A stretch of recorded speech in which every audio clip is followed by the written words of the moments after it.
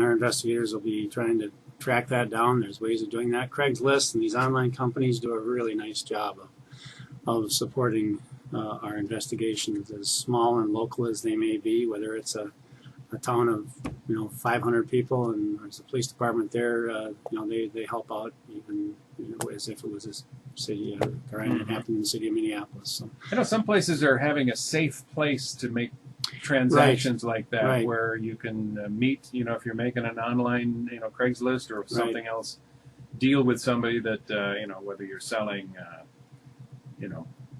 guitar or anything online, and you want to sell it to somebody and they're interested, and you can meet them someplace, show it to them, and exchange the money or however. They've created some of the counties. I know Hennepin County has done that, and some other counties and cities around have done that. They're kind of advertising them as safe zones. We've always had a safe zone here in Olmsted County, Rochester, right at the government center, and we have lots of people that make exchanges of children, in divorce situations, custody issues, right in the parking lot of the government center. And there's cameras there. It's well lit. There's people coming and going, officers coming and going at various times of the day and night. So in essence, we have a safe zone here in Olmsted County, Rochester. But really, for anyone, if you're out and about and you're making those kind of connections, you should do those kinds of exchanges in a more public place. A lot of our larger businesses may have and do have video cameras in front of their businesses and are lit all night long. You shouldn't be out making an exchange on something like that at 2 o'clock in the morning or after midnight. Nothing good happens after 2 o'clock in the exactly. morning. Listen to mom or grandma. They used to say that all the time. So there are safe zones here. We just haven't gone to the extent of advertising it in that sense.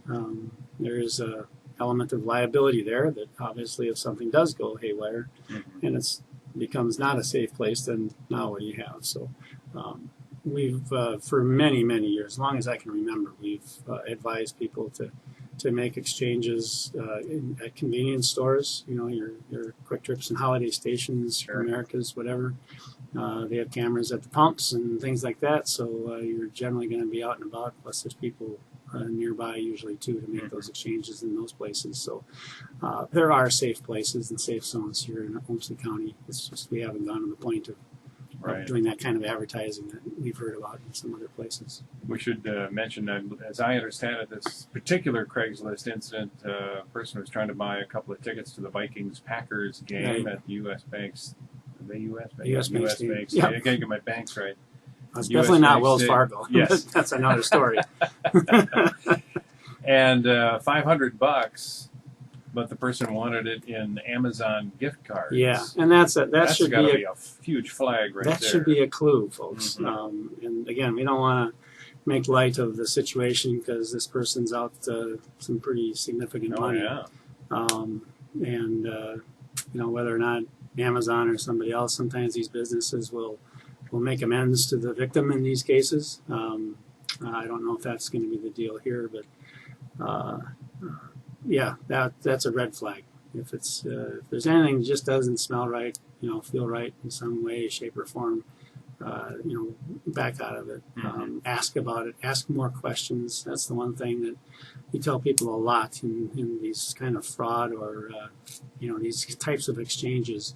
Ask a lot of questions about the individual information. Try to talk to them over the phone. Get a phone number. Yeah. Kind of get you can pick up some better signs. Feel. Yeah. Because this day and age, the internet is international, and you could be talking to somebody from a country halfway across the globe.